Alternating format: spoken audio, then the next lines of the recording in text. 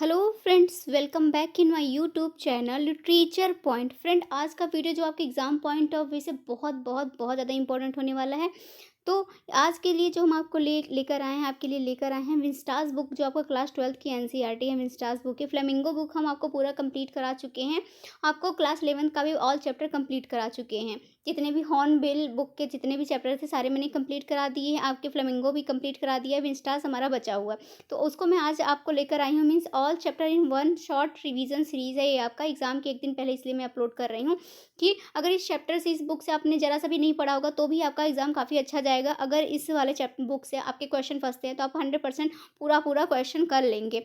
तो फ्रेंड, इसीलिए मैंने कहा कि ये जो वीडियो है एक प्रकार का मैजिक वीडियो आपके लिए, आपके एग्जाम पॉइंट ऑफ व्यू से एक प्रकार का मैजिक वीडियो होने वाला है। तो फ्रेंड, एक बार में एनसीईआरटी क्लास 12 हमें पार करना है, जैसा कि आप लोग देख रहे हैं। तो फ्रेंड, वीडियो बहुत ज़्यादा इंपॉर्टेंट होने वाला है। इस वाले वीडियो में आपको शॉर्ट, हर चैप्टर की शॉर्ट समरी डिस्क्राइब करूंगी, फिर उसके इंपॉर्टेंट क्वेश्चन आंसर भी आपको करके दूंगी। जैसे कि मैंने क्लास 11th का अपलोड किया है, क्लास 12th का भी अपलोड किया है। मैंने टीजीटी का भी इस प्रकार से पूरा कंप्लीट कराया था। फिर हम जैसे ही टीजीटी का एग्जाम कंप्लीट हुआ, पीजीटी में लग गए। तो चलिए फ्रेंड, पीजीटी का स्टार्ट करते हैं और आपके विंस्टास बुक का फर्स्ट चैप्टर को हम लोग करते हैं। तो फ्रेंड, यहाँ पास आप देख रहे हैं कि जो आपका बुक है वो आपका फर्स्ट चैप्टर, आपका क्या नाम है, दी थर्ड लेवल। आपका दी थर्ड लेवल आपके चैप्टर का नेम है ना। और इसके राइटर कौन है, जैक फिनी इसके राइटर हैं। तो फ्रेंड, आपको इसके पहले मैंने आपको बता ही दिया कि अगर आपने इस टाइप का 12th वाला वीडियो नहीं देखा है तो 12th वाला भी देख लीजिए। मीन्स फ्लेमिंगो बुक का all chapter in one video series है। उसको मैंने मात्र मतलब कि एक में नहीं हो पाया था, मतलब 2 घंटे का वीडियो है। अगर आप स्पीड बढ़ा के देख रहे हैं तो आप जल्दी से 1 घंटे में कंप्लीट कर लेंगे। तो आपको अगर रिवीजन के पर्पज से आपको पूरा chapter, all chapter 12th class का पूरा रिवीजन करना है या फिर 11th क्लास का रिवीजन करना है, तो आराम से आप वो वीडियो देख के मात्र 3 घंटे में आपका पीएचडी का पूरा प्रिपरेशन हो जाएगा। अगर अभी आज तक आप लोगों ने नहीं तैयारी की है तो की बात कर रही हूँ। तो चलिए, हम आपका जो है द थर्ड लेवल, इसकी थोड़ी सी शॉर्ट समरी मैं आपको डिस्क्राइब कर देती हूँ।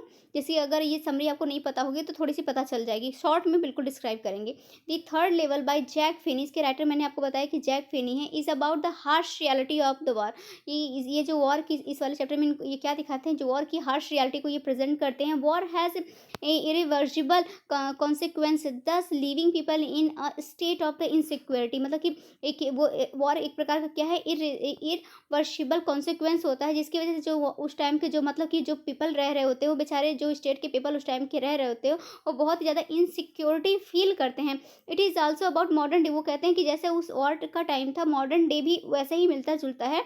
It is also about modern day problems and how the common man tends to escape reality of variance. Means मतलब कि उस रियलिटी को, जो मॉडर्न टाइप का जो रियलिटी है, उसको उसको उसको स्कीप करने के लिए जो कॉमन मैन है वो बहुत सारे तरीके मतलब अपनाते हैं। Escape reality of various means मतलब कि जो काफ़ी मतलब कि जो रियलिटी है उसके बहुत सारे मीन्स हैं, उसको क्या करते हैं, स्केप करने की कोशिश करते हैं। In this story a man named Charlie, आपका मेन प्रोटोकॉनिस्ट कौन है फ्रेंड, चार्ली नेम का जेंट्स है, मेन कैरेक्टर है उसका।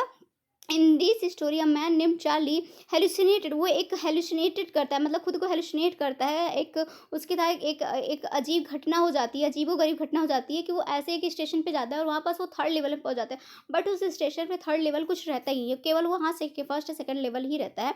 तो वहाँ पास वो बेचारा क्या हो जाता है, चार्ली जो क्या होता है, हेलुसिनेट्स हो जाता है and reaches a third level of grand central station. कौन से स्टेशन की बात हो रही है फ्रेंड, ग्रैंड सेंट्रल स्टेशन। तो वहाँ पास वो क्या होता है, थर्ड लेवल पे हेलुसिनेट होकर कहाँ, थर्ड लेवल पे वो चला जाता है। जैसे आपने मूवीज़ वगैरह में नहीं देखी होंगी कि वहाँ पास एक जादुई दरवाजा है, उसके बाद हम दूसरी दुनिया में चले जाएंगे। तो बस ऐसा ही कैरेक्टर यहाँ पास, ऐसी ही स्टोरी इस वाले चैप्टर में देखने को मिलेगी। तो which only has two levels. तो मतलब बट रियलिटी में जो ग्रैंड सेंट्रल स्टेशन था वहाँ पास 3 लेवल तो था ही नहीं, बस वहाँ 2 ही लेवल्स था। बट वो हेलुसिनेट की वजह से कहाँ पहुँच जाता है, थर्ड लेवल में पहुँच जाता है। तो फ्रेंड, पूरी स्टोरी घुमा फिरा के इसी बेस पे बताई गई है।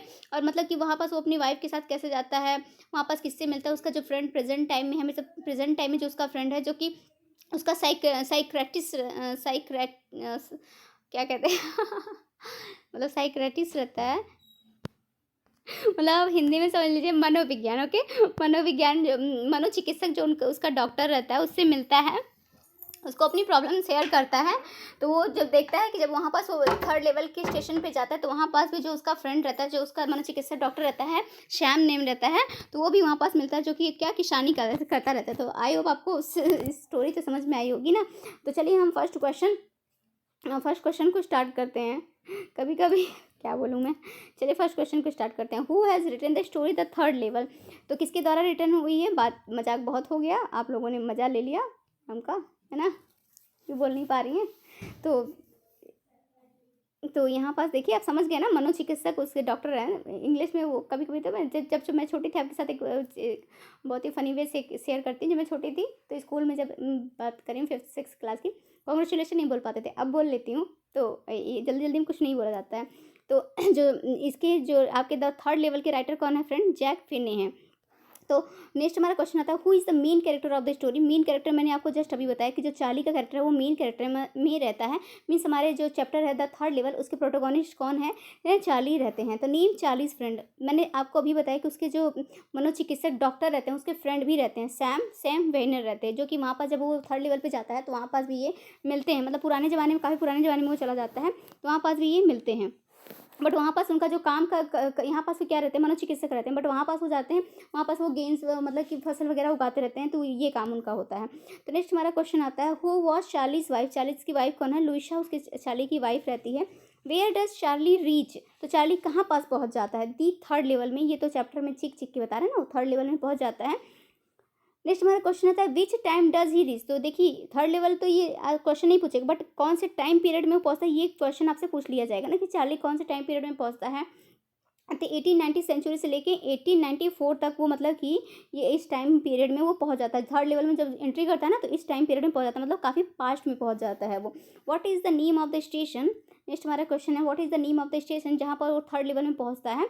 तो ग्रैंड सेंट्रल स्टेशन। तो जैसे कि मैंने आपको कहा ना, जैसे कि मैंने आपको बताया कि जैसे मूवीज़ वगैरह नहीं रहती कि नॉर्मल पीपल के लिए तो वहाँ पास एक नॉर्मल जगह ही रहेगा, बट वहाँ पास अगर कुछ मैजिक इफेक्ट, कुछ फैंटेसी आपको देखने को मिले, तो जो हीरो हैं, जो प्रोटोगोनिस्ट फिल्म के रहते हैं, उनके साथ कुछ अजीब ही गरीब दुर्घटना हो जाती है कि वो किसी और ही दुनिया में चले जाते हैं। जैसे आप फंटूस मूवी को देख लीजिए, चाहे आप हैरी पॉटर को देख लीजिए। तो इस प्रकार की story, just a second friend, इस प्रकार की स्टोरी आपको देखने को मिल सकती है। तो उस स्टेशन का नाम पूछा है, उस स्टेशन का नेम क्या रहता है, ग्रैंड सेंट्रल स्टेशन रहता है। नेक्स्ट हमारा क्वेश्चन आता है, what is the name of newspaper he found at the 3rd level. तो कौन से न्यूज़पेपर में वो 3rd लेवल के बारे में जानकारी पाते हैं, दी वर्ड न्यूज़पेपर में। दी वर्ड न्यूज़पेपर में 3rd लेवल के बारे में थोड़ी सी जानकारी निकली रहती है, जहाँ से वो पाते हैं। नेक्स्ट हमारा क्वेश्चन आता है, how much money does Charlie get. तो कितना मनी वो पाते जब वहाँ पास पुराने ज़माने में जाते हैं, तो उनके पास मतलब वहाँ पास जाते हैं तो यहाँ जो प्रेजेंट डे की जो करेंसी है वहाँ पास नहीं चलती रहती, तो बेचारे क्या करते हैं, अपना ज़्यादा पैसा देके लॉस मतलब अपना लॉस करते हुए वहाँ की उस टाइम की जो करेंसी चलती रहती है उस करेंसी को लेते हैं। तो यहाँ पास देखिए इसका राइट आंसर है, एक्सचेंज ऑफ डॉलर्स 300, मतलब 300 वो देके he got only less than $200 of the old currency. मतलब ओल्ड करेंसी, क्योंकि वहाँ जाते हैं तो जीने के लिए, मतलब कि कुछ टाइम वो तो रहते हैं ना, तो वहाँ पास मत बेचारे मतलब कि टाइम स्पेंड करने के लिए क्या करते हैं, अपना मतलब प्रेजेंट डे का $300 देके बेचारे $200 मात्र ओल्ड करेंसी पाते हैं। आई होप आपको क्लियर हुआ होगा। नेक्स्ट हमारा क्वेश्चन है, व्हाट इज़ दिस। ये सब क्या हो जा रहा है बार बार, आज लगता है पढ़ाने का सर दर्द कर रहा है। रात भर सोए कहाँ हैं हम, बताए तो थे कि वीडियो बनाने में रात के 2-3 बज गए थे। फिर उसके बाद सुबह उठ के मैंने 5-6 बजे आपका क्लास रिकॉर्ड किया, उसको अपलोड की, फिर दिन अभी क्लास रिकॉर्ड कर रही हूँ।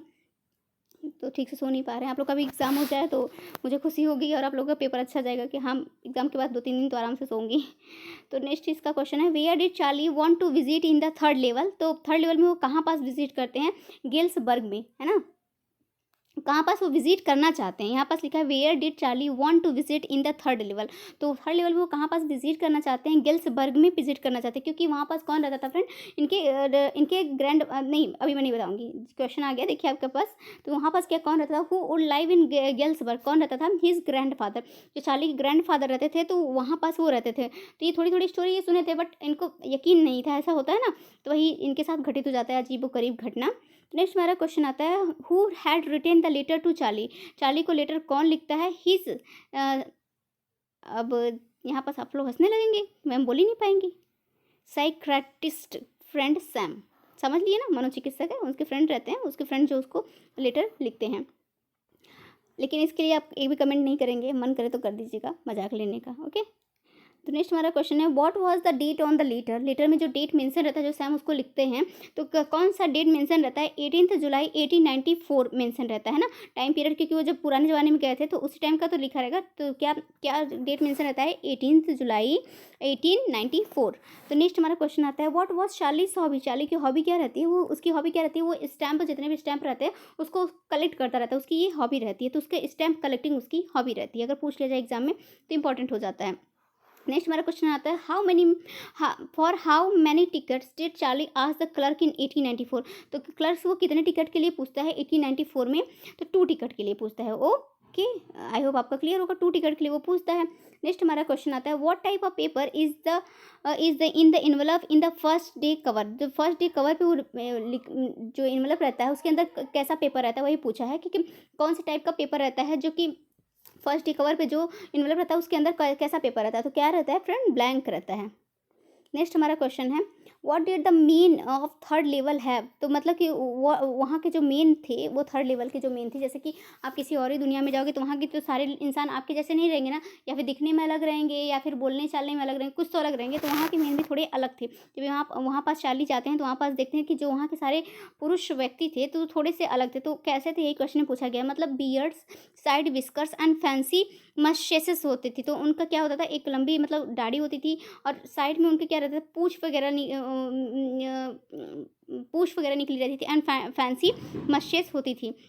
तो आई होप आपका क्लियर हुआ होगा। नेक्स्ट हमारा क्वेश्चन आता है did Charlie and his wife find third level again. तो क्या वो लोग जो थर्ड लेवल है उसको दोबारा पाते हैं? तो इसका राइट आंसर नहीं, वो नहीं पाते हैं। हालांकि वो अपने जो मनोचिकित्सक है डॉक्टर सैम है उससे भी बातचीत करते हैं और अपनी मतलब कि वो लोग काफ़ी ढूंढने की कोशिश करते हैं कि दोबारा मिल जाए, बट वो नहीं मिलता है। नेक्स्ट हमारा क्वेश्चन है how much money according to Charlie Sam had taken in the third level.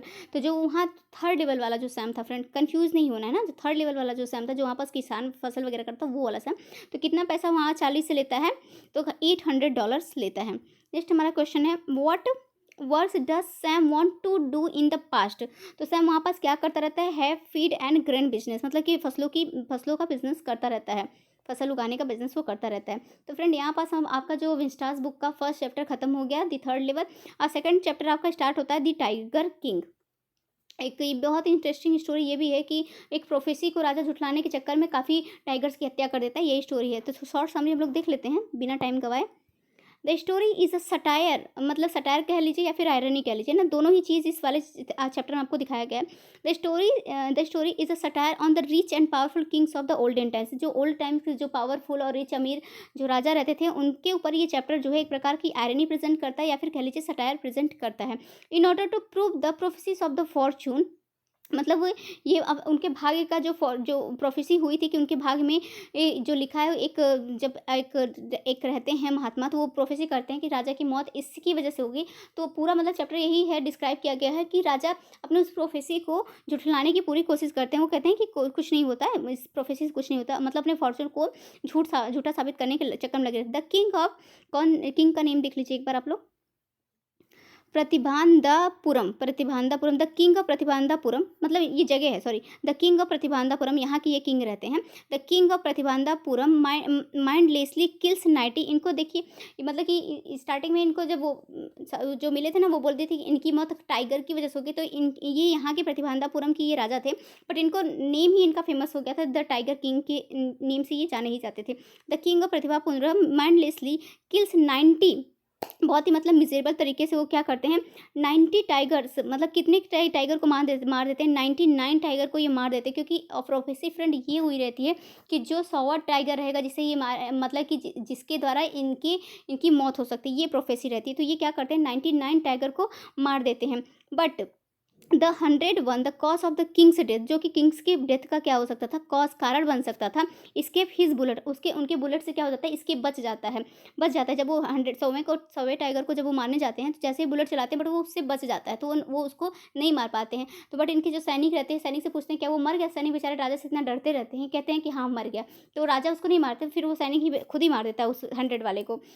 Ultimately the king is killed by an inanimated animated tiger made of wood. तो जब यहाँ पास ये मतलब कि इस हिसाब से राजा का ये 100वां टाइगर तो हुआ ही नहीं कि जिसको किल किए हैं ना, तो इस हिसाब से तो वो सोचते हैं कि चलो 100 टाइगर तो हुआ। और ये ऐसे राज्य में शादी भी करते हैं जहाँ पास बहुत टाइगर पाए जाते हैं, वहाँ के राजकुमारी से शादी करते हैं। और वहाँ के भी मतलब कि जो उनके ससुराल होता है मतलब जो रानी रहती है, उनके भी मायके की सारी टाइगर को ख़त्म कर देते हैं। फिर ये आराम से निश्चिंत हो जाते हैं कि मैंने अपने भाग्य का जो था, जो मेरी किस्मत में लिखा हुआ था, अपने फॉर्चून को क्या कर दिया, चेंज कर दिया। अब मुझे मतलब टाइगर की वजह से मेरी मृत्यु नहीं होगी। ये बहुत खुश वगैरह रहते हैं। फ्रेंड का एक छोटा सा बच्चा भी होता है जो कि जिसको एक क्या गिफ्ट करते हैं, एक लकड़ी का बना, एक वुड का बना हुआ टाइगर गिफ्ट करते हैं, मतलब एक प्रेजेंट के तौर पे एक टाइगर गिफ्ट करते हैं लकड़ी का बना हुआ। उसकी वजह से एक उसका पार्ट निकल जाता है उसके बॉडी का, लकड़ी का जो टाइगर बना रहता है, उसकी वजह से राजा की मौत हो जाती है। तो ये स्टोरी थी फ्रेंड।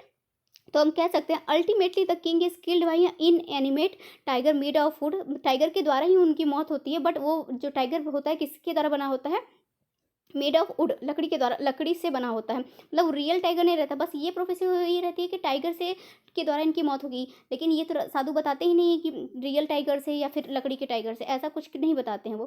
तो ये तो सारे जितने भी जंगल के इनके ससुराल के जंगल जितने भी टाइगर रहते हैं सबको मार डालते हैं, बट इनकी मौत किससे होती है, टाइगर के कॉज से ही होती है। Hence the prophecy turns to be true.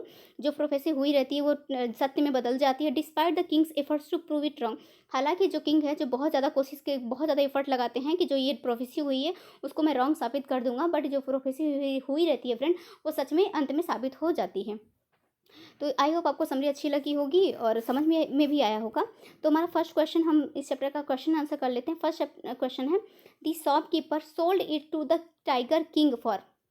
मतलब जो शॉपकीपर रहता है वो खिलौने को जो द टाइगर किंग, जो ये राजा जो नहीं रहते हैं तो काफ़ी कम एज में 20 की एज में मतलब वो राजा बन जाते हैं, तो जो उनका नेम ही पड़ जाता है द टाइगर किंग। तो ये जो द टाइगर किंग है ये राजा के लिए नाम यहाँ पास मेंशन है। आई होप आप समझ पा रहे होंगे। तो the shopkeeper sold it to the tiger king, कितने रुपीज़ में वो सोल्ड करता है, तो बताइए। इसका राइट आंसर है 300। देखिए ऑप्शन नहीं बताएंगे ना, ऑप्शन बताएंगे तो काफ़ी टाइम टेकिंग हो जाएगा, आपका वीडियो काफ़ी लंबी बढ़ जाएगी, और आप जानते हैं 1 घंटे का वीडियो मैं मस्त बनाती हूँ। तो इसका राइट आंसर देखिए, मैं क्वेश्चन पढ़ूंगी और डायरेक्ट जो आपका आंसर रहेगा ऑप्शन का वो मैं बता दूंगी। तो इसका राइट आंसर आप यहाँ पर देख सकते हैं 300 रुपीज़। सेकेंड हमारा क्वेश्चन है, the original cost of the present was, मतलब जो प्रेजेंट रहता है उसकी ओरिजिनल कॉस्ट कितनी रहती है, तो इसका राइट आंसर है 2 एनास एंड अ क्वार्टर। जो 2 एनास मतलब कि हमारे यहाँ तो रुपीज़ चलता है ना, बट उस टाइम में जो राजा के टाइम का था एनास चलता था, तो 2 एनास एंड अ क्वार्टर उसकी ओरिजिनल प्राइस थी। नेक्स्ट हमारा क्वेश्चन आता है, the wooden tiger was carved by, जो वुडन टाइगर था वो किसके द्वारा, मतलब कर्ड मीन्स किसके द्वारा बनाया गया था, किसके द्वारा कर्ड किया गया था, तो इसका राइट आंसर है इन अनस्किल्ड कारपेंटर। एक मतलब कि जिसको ज़्यादा स्किलफुल वो नहीं कारपेंटर रहता है वही बनाता है, जिसकी वजह से क्या रहता है वो उसका एक पार्ट निकल जाता है टाइगर का, उसकी वजह से ही राजा की मौत हो जाती है। नेक्स्ट हमारा क्वेश्चन आता है, what is the theme of the story. तो थीम ऑफ द स्टोरी आपको इसमें क्या दिखाया गया, बर्ड एनिमल, ये सब कुछ भी नहीं दिखाया गया, बर्ड ये सब नहीं दिखाया है। इसकी थीम है friend, all birds and animals have an important role of maintain the ecological balance. मतलब कि राजा अपने फ़ायदे की वजह से सारे टाइगर को मार देते हैं, बट इस चैप्टर में दिखाया गया है कि जैसे कि एक इंसान ही इस इकोलॉजिकल सिस्टम को बैलेंस नहीं करते हैं। चाहे जितने भी पेड़ पौधे हो, चाहे जितने पक्षी हो, चाहे जितने भी जानवर हो, सब लोग एक साथ मेंटेन करके ही इस इकोलॉजिकल बैलेंस को क्या करते हैं, मेंटेन करते हैं। तो आई होप आपका ये भी क्लियर हुआ होगा, यही चीज़ इस चैप्टर का थीम है।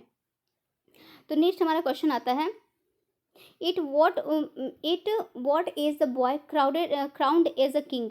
मतलब कि वो जो उस लड़के की एज कितनी रहती है जो कि किंग उनको बनाया जाता है, कितनी एज रहती है friend, 20 year. Just a second, मैंने बताया ही आपको कि 20 ईयर रहती है। नेक्स्ट हमारा क्वेश्चन है कि space stood out of the wooden tiger. यहाँ पास देख रहे हैं आप स्पेस बना हुआ है, तो stood out of the wooden tiger, तो इसका राइट आंसर बताइए क्या है। तो इसका राइट आंसर है टाइनी स्लीवर्स, टाइनी स्लीवर्स।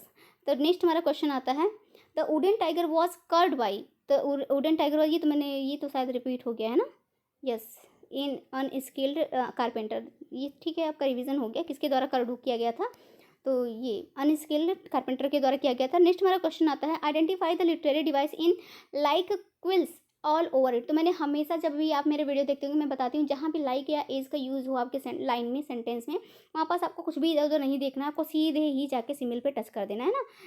जाके सीधे ही आपको क्या करना है, सिमिल पे टच कर देना है। तो आपको इसमें लिटरेरी डिवाइस पूछा है इस वाले लाइन में, लाइक क्वेल्स ऑल ओवर इट, तो आपको सीधे सिमिल टच करना है। सिमिल इसका राइट आंसर होगा।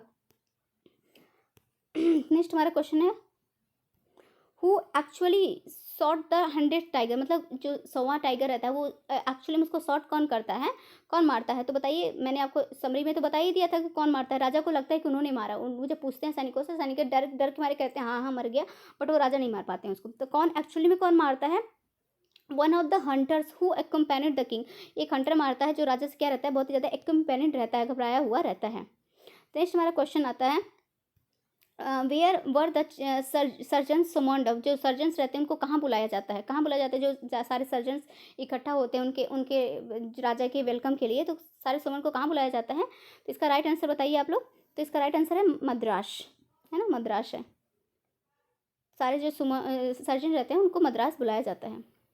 नेक्स्ट हमारा क्वेश्चन है, how many surgeons were summoned to attend the king, राजा को अटेंड करने के लिए कितने ज़्यादा सर्जन को वहाँ पास बुलाया जाता है? तो बताइए इसका राइट आंसर क्या होगा? राइट आंसर इसका होगा थ्री सर्जन्स को वहाँ पास बुलाया जाता है। नेक्स्ट हमारा क्वेश्चन आता है, what does Durai mean in the story, तो दुराई मीन्स क्या होता है? तो यहाँ पास फ्रेंड, यहाँ पास ये क्या कर लीजिएगा, चीफ कर लीजिएगा, CIEF नहीं होगा, चीफ होगा, ओके, चीफ, CHIEF, चीफ होगा। Chief leader in Bengal, chief leader in Andhra, chief leader in Tamil. और इसका राइट आंसर आपको जब मैंने बताया कि उन लोगों को क्या तमिल में उन लोग को मद्रास बुलाया जाए, तो आपको उससे ही मतलब कि अंदाज़ा लगा लेना चाहिए था कि हाँ, chief leader in Tamil he right answer होगा। नेक्स्ट हमारा क्वेश्चन है, हु वाज दुराई सैनी, दुराई सैनी कौन है? तो इस वाले एक चैप्टर में आपके एक कैरेक्टर दिखाई गई है दुराई सैनी की, जो बहुत ही ग्रीडी वुमेन रहती है। तो इसका राइट आंसर है, a greedy women wife of a high rank British officer, जो कि हाई रैंक के ब्रिटिश ऑफिसर रहता है उसकी ये वाइफ रहती है, जो कि बहुत ही ज़्यादा ग्रीडी रहती है। नेक्स्ट हमारा क्वेश्चन आता है, what present did the king bye for his son, वो अपने सन के लिए कौन सा प्रेजेंट खरीदते हैं? तो मैंने आपको अभी बताया कि क्या खरीदते हैं, अ टॉय टाइगर खरीदते हैं ना, लकड़ी का बना हुआ एक टाइगर खरीदते हैं। नेक्स्ट इसका क्वेश्चन है, how old was the king son, तो कितने साल का उनका बच्चा रहता है, कितने साल का रहता है? तो 3 ईयर्स का उनका बच्चा रहता है। नेक्स्ट हमारा क्वेश्चन आता है, the original cost of the present was, मतलब ओरिजिनल कॉस्ट प्रेजेंट की कितनी रहती है? तो ये तो शायद रिपीट हो गया है ना, तो बट आपका रिवीजन हो जाएगा। और ये इंपॉर्टेंट क्वेश्चन भी इस चैप्टर का अगर कुछ पूछा जाए तो ये इंपॉर्टेंट क्वेश्चन है, 2 Anas and a quarter. Next हमारा क्वेश्चन आता है, what did the astrologer predict, क्या जो एस्ट्रोलॉजर आते हैं उनके उसमें राज दरबार में, तो क्या प्रेडिक्ट करते हैं वो? तो वो क्या प्रेडिक्ट करते हैं फ्रेंड? यही प्रेडिक्ट करते हैं, the king will be killed by the 100th tiger, मतलब 100वें टाइगर के द्वारा जो राजा हैं उनकी मौत होगी, तो ये वो प्रेडिक्ट करते हैं। नेक्स्ट हमारा क्वेश्चन आता है, what literary device has been used in the story, तो कौन सा लिटरेरी डिवाइस, मैं आपको समरी बता रही थी तभी आपको बता रही थी सटायर और आयरनी का यूज़ हुआ है। तो यहाँ पास आपको सटायर तो दिख नहीं रहा, तो आप आयरनी सीधे टच कर सकते हैं ना, सीधे अब कर लीजिए आयरनी। इसमें इस पूरे चैप्टर में आपको पूरा एक प्रकार से क्या देखने को मिल रहा है, आयरनी देखने को मिल रहा है। आयरनी ये होता है कि इंसान चाहता तो कुछ और है बट कुछ और ही हो जाता है, तो इसलिए राजा चाहते थे कि जो प्रोफेसी हुई है वो गलत साबित हो जाए, इसलिए पूरे टाइगर को मरवा भी देते हैं, बट एट द एंड जो राजा जो चाहते हैं वो नहीं होता है, उनके साथ उल्टा ही हो जाता है उसका, मतलब कि हाँ, जैसे प्रोफेसी होती है वो मरी जाते हैं। तो इस प्रकार से राजा के साथ एक आयरनी हो जाती है। तो फ्रेंड ये वाला चैप्टर भी हमारा खत्म हो गया।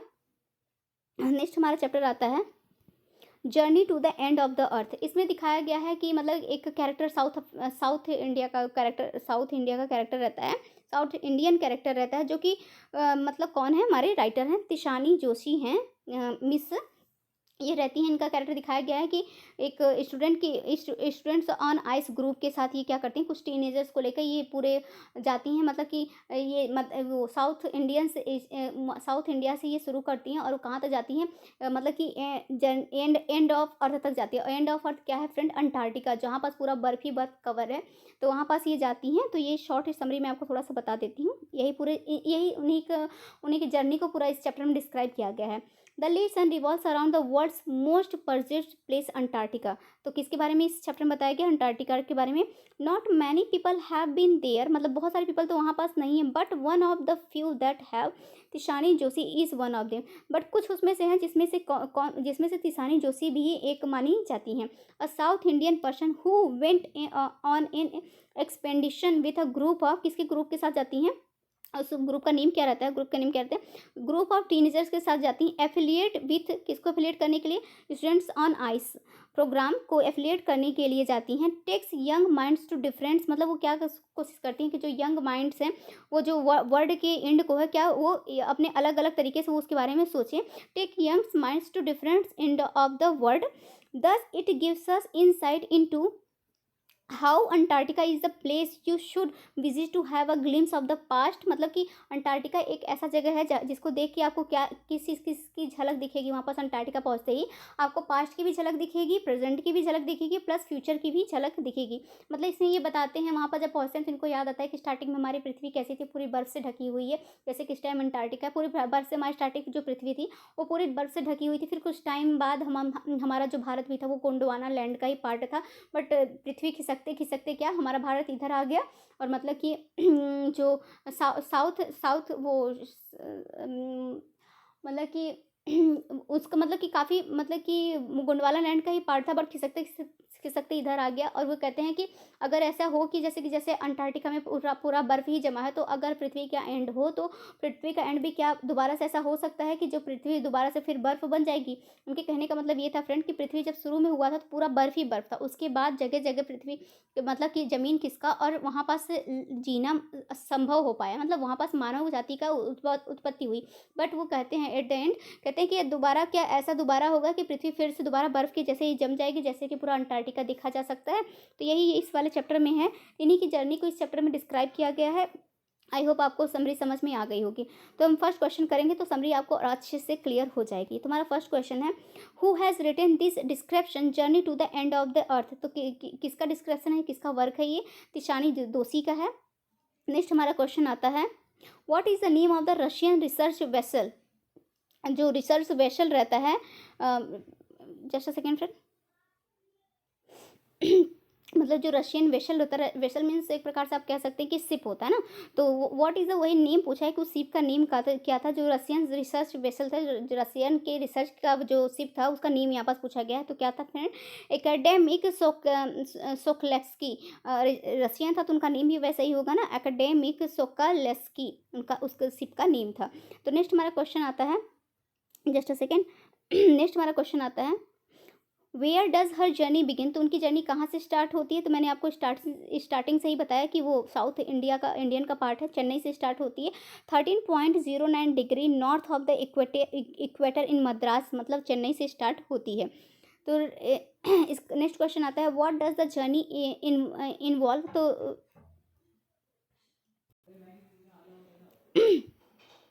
मतलब उनकी जर्नी में क्या क्या चीज़ें इन्वॉल्व रहती हैं तो वो बताए हैं, अपने पूरे जर्नी को इसके थ्रू बताए हैं।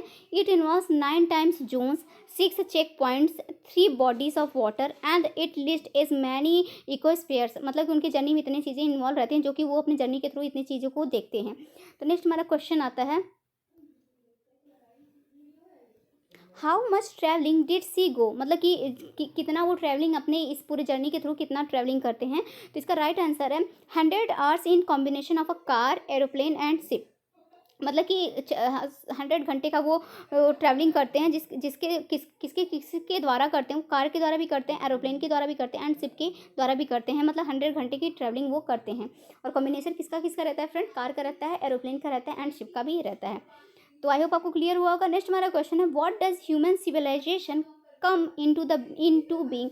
मतलब यहाँ पास ये बताते हैं कि जो हमारी सभ्यता है, जो हमारा रहन सहन है, सिविलाइजेशन, वो कब से स्टार्ट हुआ है। तो कब से बताते हैं? 12,000 ईयर एगो, मतलब 12,000 साल पहले की से हमारा जो सभ्यता है वो स्टार्ट हुई है ना, सिविलाइजेशन। नेक्स्ट हमारा क्वेश्चन आता है, what was the name of the big southern super continent. तो मैंने आपको बार बार स्टोरी की समरी डिस्क्राइब करते हुए बताया ही कि गोंडवाना कौन से सुपर कॉन्टिनेंट की बात होती है। गोंडवाना लैंड सबसे बड़ा कॉन्टिनेंट माना जाता है ना, तो हमारा जो भारत है वो उसी का पार्ट ही है। तो किसके बारे में वो बताते हैं, गोंडवाना लैंड के बारे में बताते हैं। नेक्स्ट हमारा क्वेश्चन आता है, what was the name of the programme. उस प्रोग्राम का फ्रेंड नेम क्या रहता है जिसके थ्रू वहाँ पास अंटार्कटिका में जाते हैं। तो स्टूडेंट ऑन आइस, इस प्रोग्राम का नेम क्या रहता है, स्टूडेंट्स ऑन आइस रहता है। इसको छोड़ दीजिए, गलती से आगे है। तो नेक्स्ट अब आपका क्वेश्चन है, what is the meaning of vessel. देखिए इस टाइप का क्वेश्चन आपको एग्जाम में देखने को मिल सकते हैं ना। तो वेसल मीन्स क्या होता है, शिप होता है। नेक्स्ट हमारा क्वेश्चन आता है, what are the microscopic grasses that form the food chain there. तो जो ग्रासेस थे वो फूड चेन किस प्रकार से वो मतलब कि किस प्रकार से वो बन रहे थे। तो फिटोप्लैंक्टन है ना, फिटोप्लैंक्टन द्वारा बन रहे थे। नेक्स्ट हमारा क्वेश्चन आता है, what is the most highly contested debate in this time. तो बहुत ही ज़्यादा मतलब सबसे ज़्यादा किस चीज़ पे डिबेट इस टाइम प्रेजेंट में होता है, किस में होता है फ्रेंड, क्लाइमेट चेंज पे सबसे ज़्यादा डिबेट आपको देखने को मिल जाएगा। नेक्स्ट हमारा क्वेश्चन आता है, who included high school student in students on ice expedition. तो कौन इंक्लूड करता है, जो हाई स्कूल के जो टीनेजर्स है उनको कौन इंक्लूड करता है, जियो ऑफ ग्रीन करते हैं। नेक्स्ट हमारा क्वेश्चन है, where is the word history trapped as per writer. तो वर्ड हिस्ट्री कहाँ पर ट्रैप्ड है एज अ राइटर के हिसाब से, अंटार्कटिका में। मतलब कि अंटार्कटिका में सब कुछ देखा जा सकता है, वहाँ पास्ट भी देखा जा सकता है, प्रेजेंट भी देखा जा सकता है, फ्यूचर में। तो ये कहते हैं कि वहाँ पास क्या है, एक वर्ल्ड हिस्ट्री वहाँ पास ट्रैप्ड है राइटर के हिसाब से अंटार्कटिका में।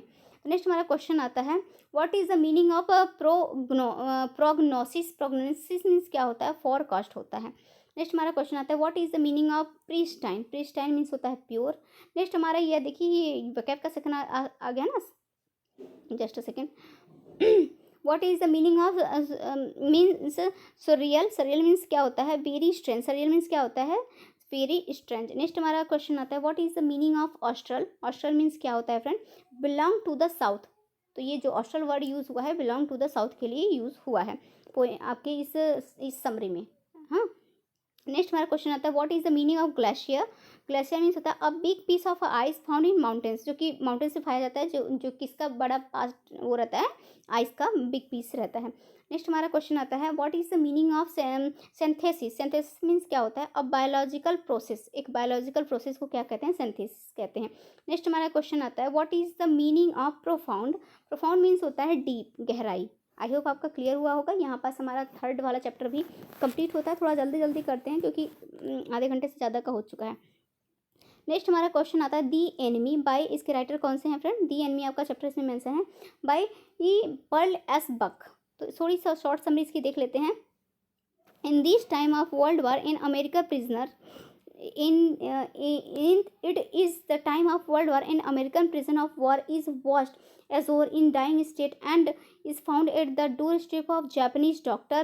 Should he save him as a doctor or hand him over to the army as a patriot। वो बेचारा मतलब कि एक उस टाइम क्या रहता है कि जो वहाँ पास वॉर चलता रहता है जापानीज़ और अमेरिकन के बीच। अमेरिकन जो है जापानीज़ पे वॉर चल देते हैं, बट वहाँ पास एक सैनिक घायल हो जाता है, अमेरिकन सैनिक घायल हो जाता है, जो कि एक जापानीज़ डॉक्टर के घर वहाँ उसके दरवाज़ा खटखटाता है, काफ़ी घायल अवस्था में रहता है। तो जब उसको सबसे पहले वो जापानीज़ डॉक्टर जो रहता है उसको देखता है तो बेचारा बड़ा कन्फ्यूज़ हो जाता है कि मैं क्या करूँ, डॉक्टर होने के नाते इसकी मैं रक्षा करूँ, इसको मृत्यु से बचाऊँ, या फिर एक देशभक्त होने के नाते, मैं पेट्रोट एक देशभक्त होने के नाते इसको जापानीज सोल्जर को रिटर्न कर दूँ, मतलब सौंप दूँ। तो ये बड़ा बेचारा कंफ्यूज रहता है, बट वो फिर लास्ट में डिसाइड करता है।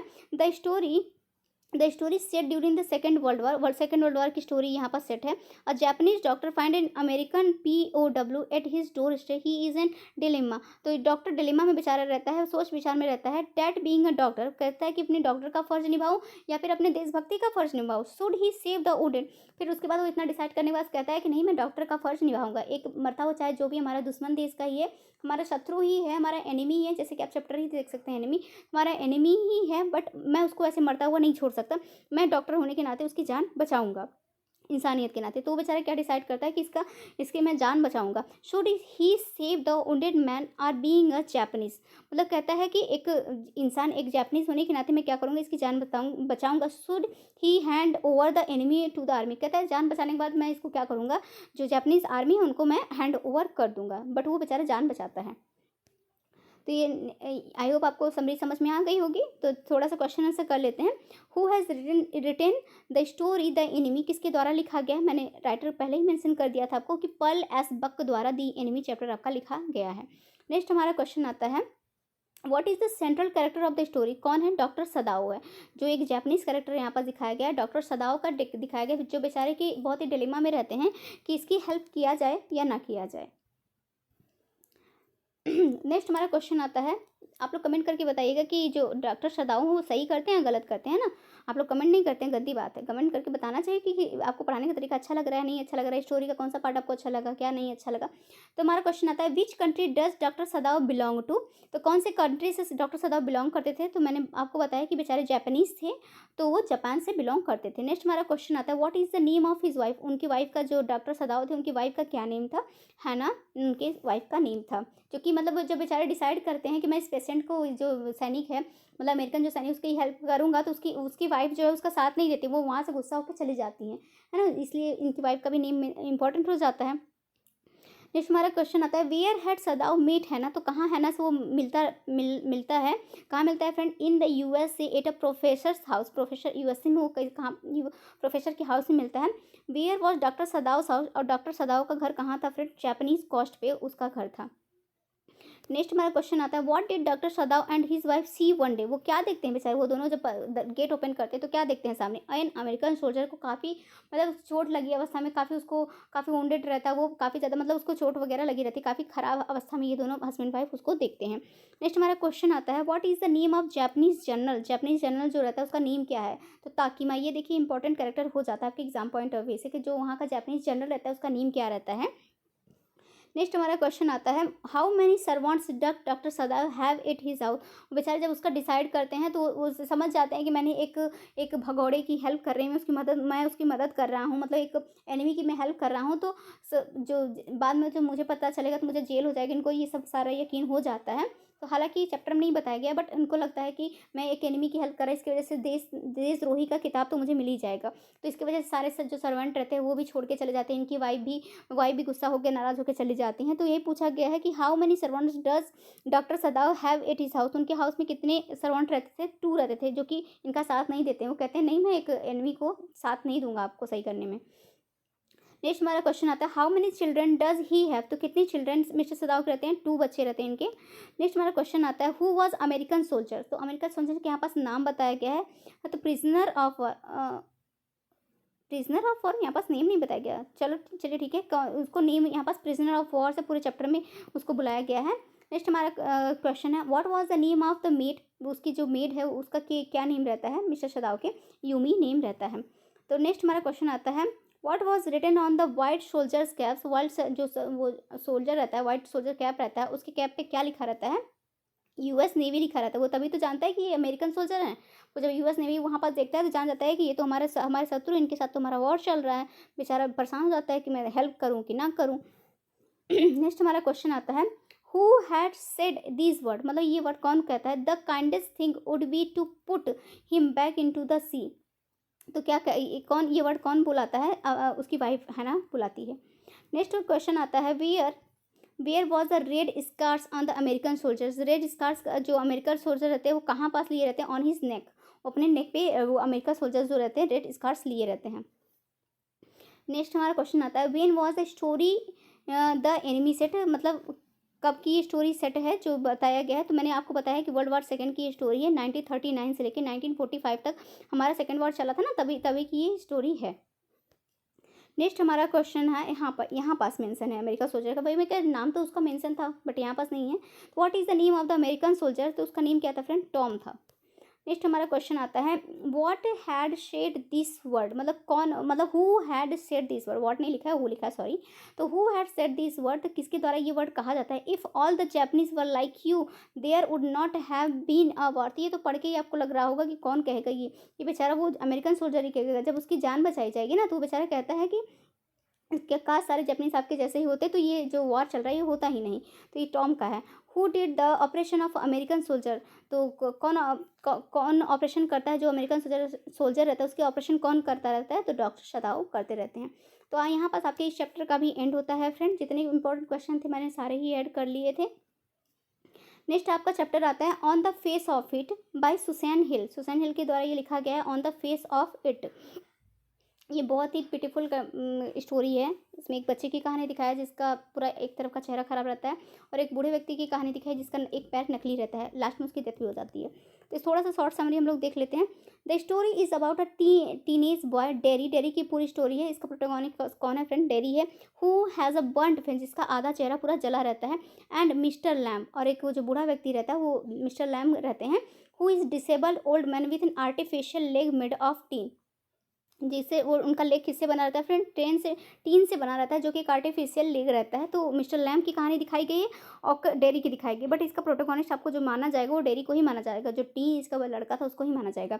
Dairy accidentally enters his garden so that he can hide from people who hate him because of his ugly face. मतलब कि वो एक गार्डन में जाता है, वहाँ पर बेचारा खुद को छुपने लगता है कि वहाँ इतने लोग इकट्ठा हुए, तो खुद को छुपने लगता है क्योंकि उसके ऐसे फेस को जो भी देखता था वो उसका मजाक ही उड़ाता था, उससे थोड़ा सा घिन करते थे, मतलब ऐसा उसके लोग ऐसा उसके साथ बिहेव करते थे। तो बेचारा खुद अपना फेस छुपाते हुए गार्डन में जाता है। वो किसी गार्डन में जाता है फ्रेंड? मिस्टर लैम के ही गार्डन में जाता है। Mister Lamb not only welcomes, तो वहाँ पर जब उनके गार्डन में जाता है तो जब जैसे देखता है कि मेरे पीछे एक आदमी खड़ा है, तो बेचारा तुरंत ही भागने लगता है, बट मिस्टर लैम उसको रोक लेते हैं, कहते हैं रुको रुको।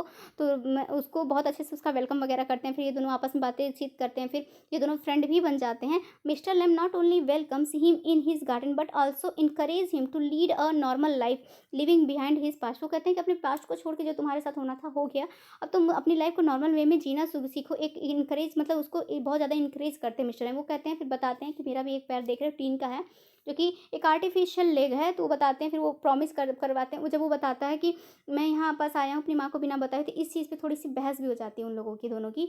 फिर उसके बाद वो कहते हैं कि अगली बार तुम आना तो अपनी माँ को बता के आना कि तुम कहीं जा रहे हो। तो प्रॉमिस करके जाता है कि मैं अगली बार ज़रूर आऊँगा, बट जब वो आज जाता है तो अपनी माँ से फिर पूछ के नहीं आता है, लेकिन वो आता ज़रूर है, मिस्टर लैम के घर आता ज़रूर है। बट वहाँ पास वो देखता है कि मिस्टर लैम क्या करते रहते हैं, अपने पेड़ पे चढ़ के, वो बेचारे वो तो रहते ही है ना, हैंडीकैप तो रहते ही है, तो पेड़ पे चढ़ के वो तोड़ने की कोशिश करते हैं फ्रूट्स, तो उसके चक्कर में वो बेचारे गिर जाते हैं सीढ़ियों से। उनकी वहाँ पर जब वो पहुँचता है देखता है कि मिस्टर लैम का मौत हुआ रहता है, तो वहाँ पास उनको अपनी गोद में लेके रोता रहता है। बस यहीं पास स्टोरी सारी ख़त्म हो जाती है, मतलब वो लेके उनको अपने गोद में अफ़सोस करता है और यहीं पर स्टोरी ख़त्म हो जाती है। तो ये आई होप आपको समरी समझ में आ गई होगी।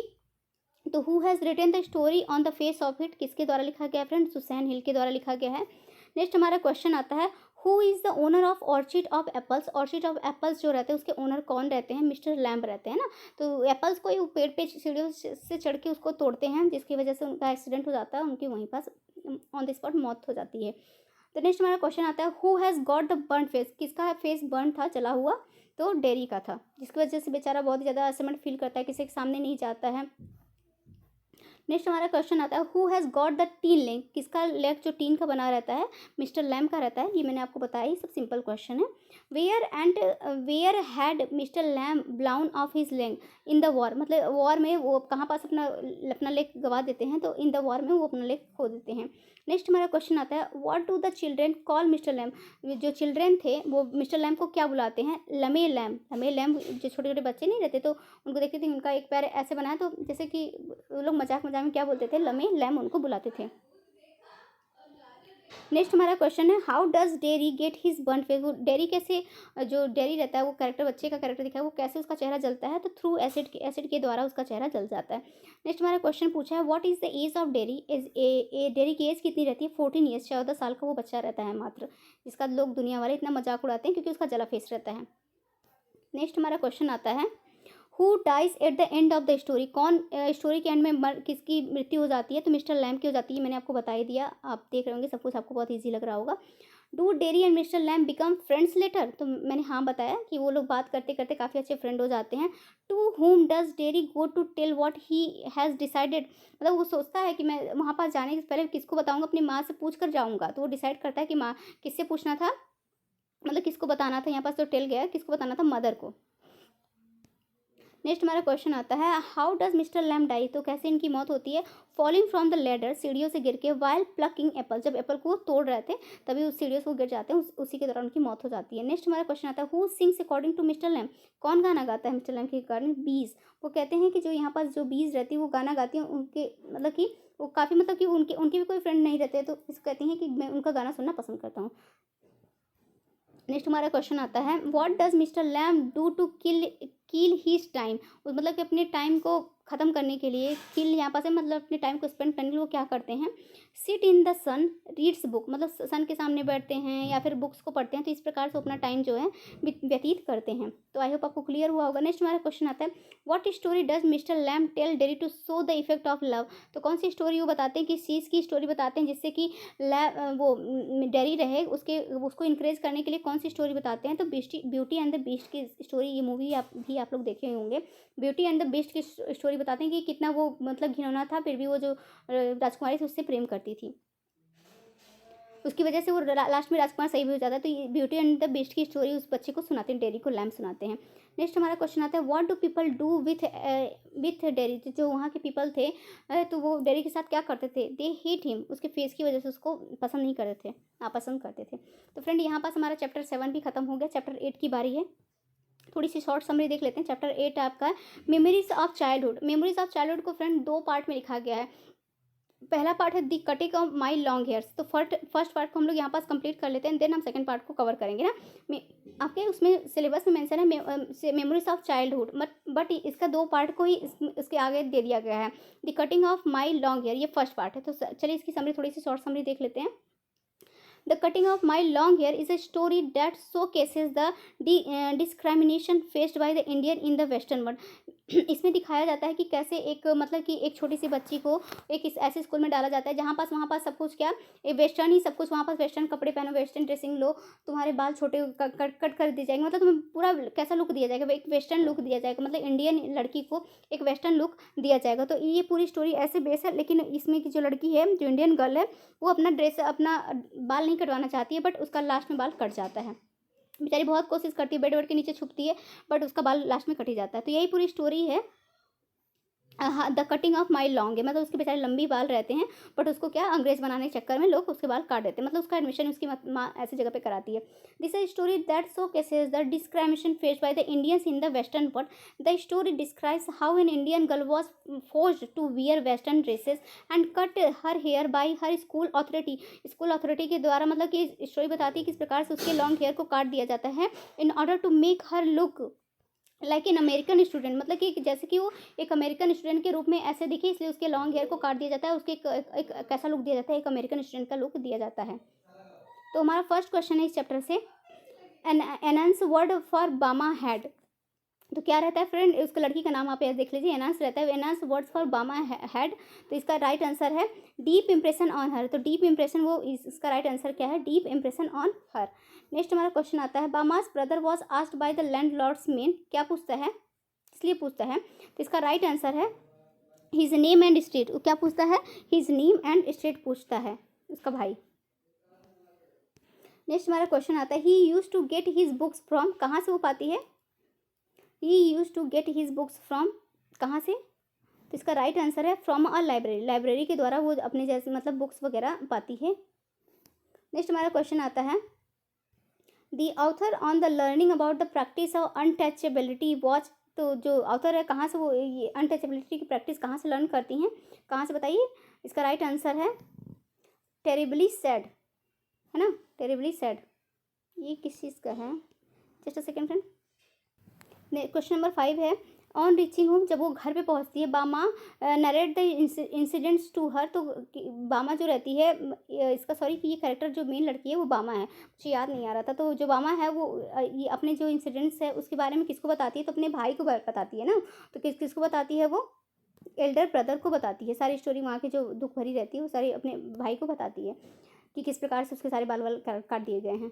तो नेक्स्ट हमारा क्वेश्चन आता है, द एल्डरली मैन बामा, the elderly man Bama Shah was carrying a small packet and this made her। जब वो देखती है स्मॉल पैकेट को तो क्या करती है, मतलब क्या करने लगती है। इसका राइट आंसर होगा want to sharing with laughter, मतलब क्या करना चाहती है वो कि शेरिंग के साथ वो हंसना चाहती है। नेक्स्ट हमारा क्वेश्चन है, जस्ट अ फ्रेंड, मुझे लग रहा है कि मैं कंफ्यूज हो रही है क्योंकि बामा कैरेक्टर तो इसमें नहीं रहती है। बामा कैरेक्टर तो आपको उसमें सेकंड वाले पार्ट में रहती है। जैसे सेकंड में चेक कर लेती हूँ थोड़ा सा। ये क्वेश्चंस जो सारे निकल के आए हैं, मतलब कि ये तो आपके सेकंड वाले पार्ट के हैं। सॉरी सॉरी सॉरी सॉरी, मैं इसका क्वेश्चन अभी आपको ऐड करा देती हूँ। जो आपका है the cutting of my long hair की क्वेश्चन अलग है, बट जो मैंने आपको क्वेश्चन ये करवाया एनहांस वर्ड ऑफ द बामा, तो ये सब जो है आपका ये सेकंड वाला जो पार्ट है उसका क्वेश्चन है ना। Just a second. ये देखिए जो मैंने आपको क्वेश्चन कराया ना, सॉरी मैंने जो क्वेश्चन कराया मुझे खुद में कंफ्यूज हो गई। मैंने कहा ना ठीक से नींद न लो तो यही हाल होता है। तो देखिए जो सेकंड जो मैं आपको क्वेश्चन करा रही थी, स्टोरी तो मैं सही डिस्क्राइब की, बट जो क्वेश्चन करा रही थी वो इस वाले चैप्टर का पार्ट सेकंड का था, we too are human beings का था। मैं जस्ट अभी उसको क्वेश्चन आपको करा देती हूँ। Just a second. तो फ्रेंड ये जो स्टोरी है my long hair the cutting of my long hair, ये जीत लखा शाह के बारे में ये स्टोरी है। दो लड़कियों के बारे में, मतलब कि मेमोरीज ऑफ चाइल्डहुड का जो है, इसमें जो मैंने क्वेश्चन आपको कराया अभी वो दोनों ही चैप्टर के मिक्सअप क्वेश्चन थे। तो बट मैं अलग अलग कराना चाहती थी, बट मैंने गलती से लगता है दोनों ही मिक्सअप क्वेश्चन ले लिए थे। मतलब उसमें आपको दोनों ही चैप्टर के क्वेश्चन दिखते, बट अभी मैंने अलग अलग कर दिया तो प्रॉब्लम नहीं होगी ना। तो उसको थोड़ा सा बीच वाला छोड़ दीजिए आप। Just a second.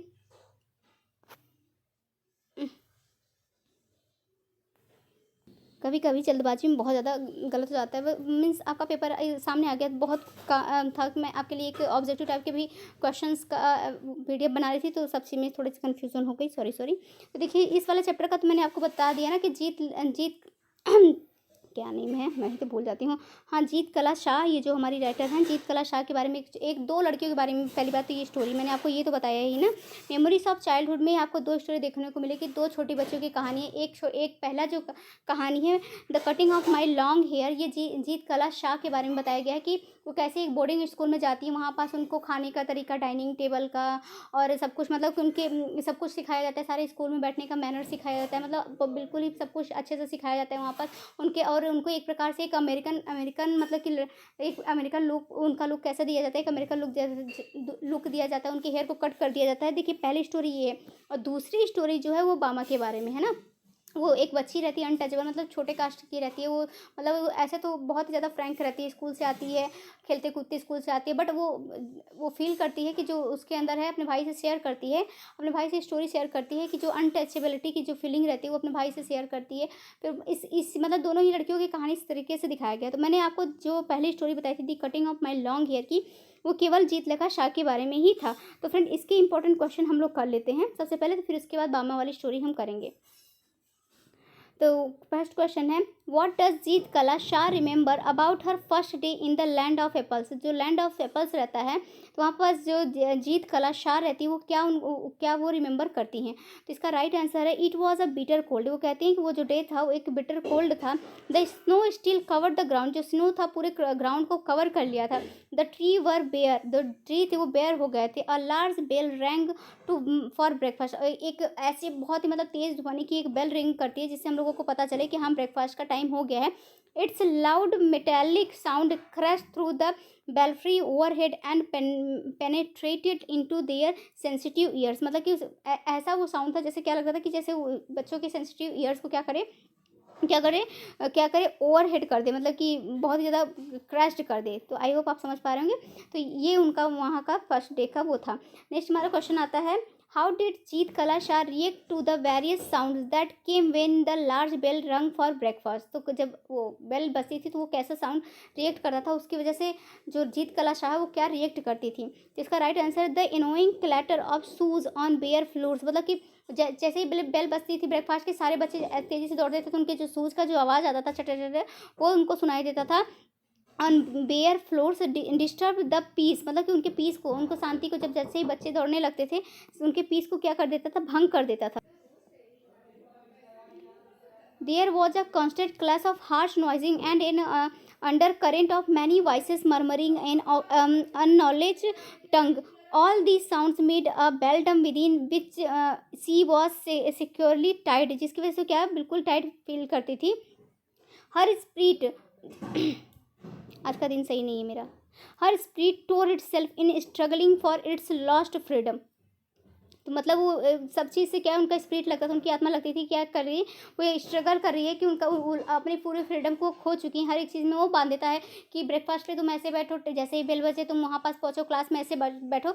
सब चीज़ को उनको क्या लगता था कि वो अपनी फ्रीडम क्या कर चुकी हैं, लॉस कर चुकी हैं। नेक्स्ट हमारा क्वेश्चन आता है, where was the girls taken and how. तो गर्ल्स को कहाँ पास लिया जाता है, किस लिए लिया जाता है। The girls were marching into the dining room in a line. The Indian girls were in steep shoes and tightly sticking dresses. The small girls wore sleeved aprons and singled hairs. They did not seem to care that they were indecently dressed. I hope आपको clear हुआ होगा. Next हमारा question आता है, I felt like a sinking to the floor. वो कहती हैं I felt like the sinking to the floor, मतलब कि वो कहती हैं जो फ्लोर का जो सिंकिंग है, मतलब जैसे बच्चे दौड़ के जाते हैं तो वो कहती हैं आई फेल्ट, मैं फील कर सकती हूँ. से जितकला शी ऐसा, when did she feel so and why, मतलब कि क्यों ऐसा वो कहती हैं कि मैं ये फील कर सकती हूँ. इसका आंसर है it was her first day at school, क्योंकि उनका वो पहला दिन था स्कूल का. She was marching into the dining room with other girls, वो अपने मतलब कुछ और लड़कियों के साथ मार्चिंग करती रहती है डाइनिंग रूम में जाने के लिए. इन अ लाइन, एक रो में. She walked noiselessly in her soft moccasins but she felt that she was immodestly dressed, वो उनको लगता है कि वो क्या है, एक इमोडेस्टली ड्रेस्ड हैं. As her blanket had been removed from her shoulders so he felt like sinking to the floor, मतलब कि उनके जो नई इंडियन लड़की रहती है कि उनके अपने कंधे पे क्या एक शॉल लपेटी रहती है, तो वहाँ पास वो सब उनसे छीन लिया जाता है. तो कहती हैं इसीलिए वो कहते हैं कि मैं ये सब क्या कर सकती हूँ, फील कर सकती हूँ. So she felt like sinking to the floor. तो नेक्स्ट हमारा क्वेश्चन आता है दी आउथर. देखिए ये सब क्वेश्चन उसी वाले पार्ट का है ना, ये सब क्वेश्चन उसी वाले पार्ट का है. ऑब्जेक्टिव टाइम में मैंने ऐड किया था, बट और क्वेश्चन इसमें ऑब्जेक्टिव टाइप के मिल नहीं रहे थे इस चैप्टर के, तो मैंने थोड़े से ऐसे ऐड कर लिए थे. तो दी आउथर, और ये वाला ऑब्जेक्टिव टाइम में है, एमसीक्यू फॉर्म में. The author when she hear that her hair was to be cut hid, तो कहाँ पास जब उनका सुनती हैं कि उनके हेयर काटने वाले हैं तो कहाँ पास छुप जाती हैं. जब मैंने आपको समरी डिस्क्राइब किया था तभी मैंने आपको बताया था कहाँ पास छुप जाती हैं वो, under the bed. Right answer is a, bed के नीचे बेचारी छुप जाती हैं, तब भी एट द एंड उनका हेयर काट ही लिया जाता है.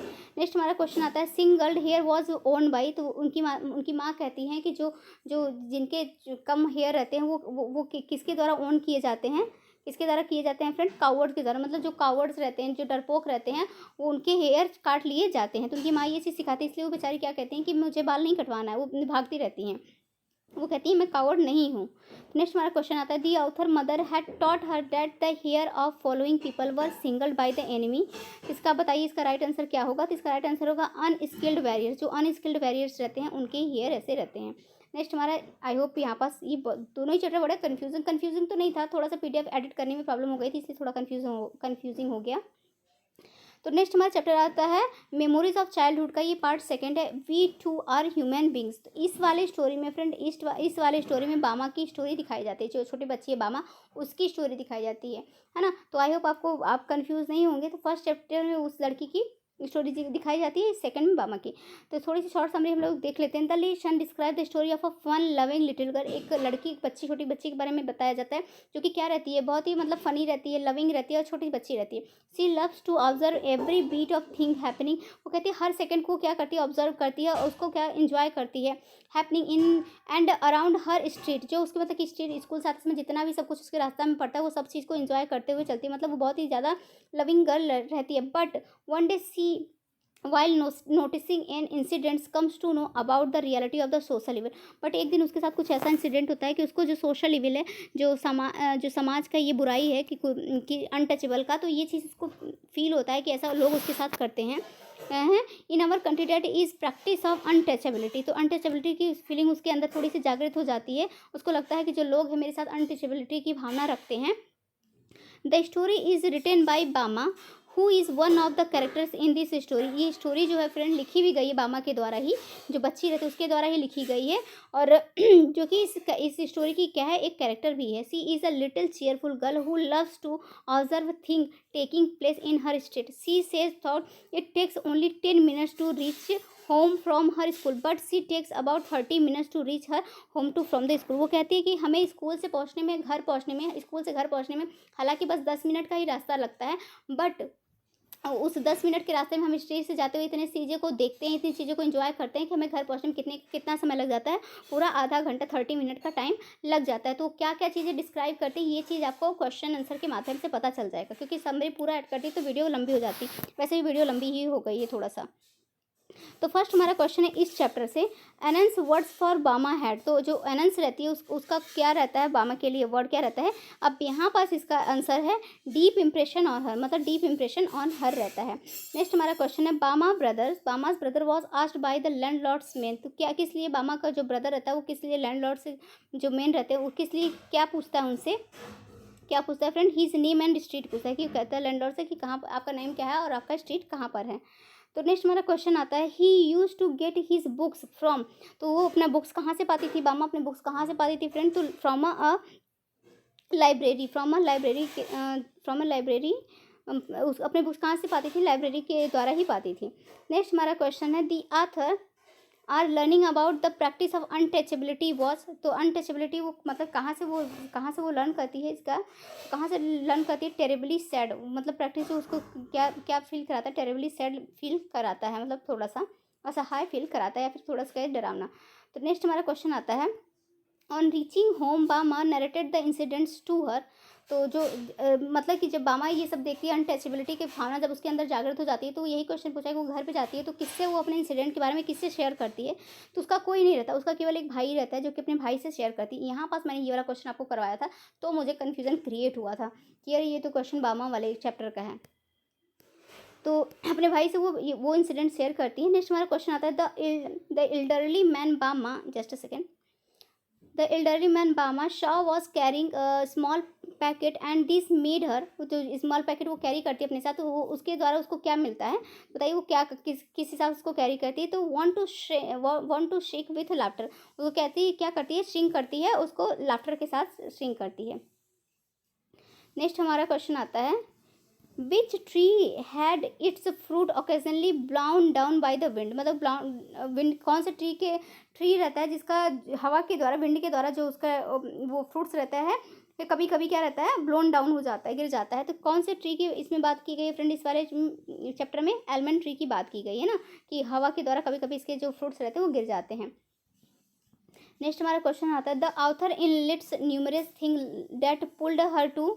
तो इसका राइट आंसर है अ स्टैंड स्टिल। नेक्स्ट हमारा क्वेश्चन आता है the distance from school to her home usually took Bama. तो बामा के द्वारा कितना लिया जाता था फ्रेंड, 30 मिनट का लिया जाता था। बट एक्चुअली अगर पूछ लिया जाए कि एक्चुअली वो जो स्कूल से घर तक का टाइम था वो कितना था, तो वो 10 मिनट का रखता है। बट इसका राइट आंसर क्या होगा, 30 मिनट। इसका राइट आंसर क्या होगा फ्रेंड, 30 मिनट राइट आंसर होगा, क्योंकि इसने पूछा है कि बामा के द्वारा कितना टाइम लिया जाता था। तो बामा कितना टुक एज यूजुअली टुक बामा, तो बामा के द्वारा होम का कितना टाइम लिया जाता था, तो 30 मिनट लिया जाता था, 30 मिनट लिया जाता था। आई होप आपको क्लियर हुआ होगा, थोड़ा सा कंफ्यूजिंग मुझे हो गया है। तो नेक्स्ट हमारा क्वेश्चन आता है Bahamas incidents took place when she was in. तो जब वो जो प्लेस वो बामास इंसिडेंट्स टुक प्लेस, जब वो इंसिडेंट्स उसके साथ अनटचेबिलिटी का इंसिडेंट्स होता है, तो ये पूछा है कि कितने साल की रहती है, नहीं कितने ग्रेड में रहती है, मतलब ग्रेड यहाँ पास पूछा गया ना। तो कितने ग्रेड में रहती है बताइए, क्लास 3 में रहती है वो, मात्र क्लास 3 की बच्ची वो रहती है बामा, जब उसके साथ ये इंसिडेंट वो रहता है होता है। नेक्स्ट हमारा क्वेश्चन आता है, तो कोई क्वेश्चन नहीं आता, ये चैप्टर बहुत कंफ्यूजिंग नहीं था, थोड़ा सा अगर पीडीएफ गलत क्रिएट हो जाता है तो प्रॉब्लम हो जाती है। तो शुक्र है कि टाइम पे हम लोगों को पता चल गया और मैंने उसको क्लियर कर दिया।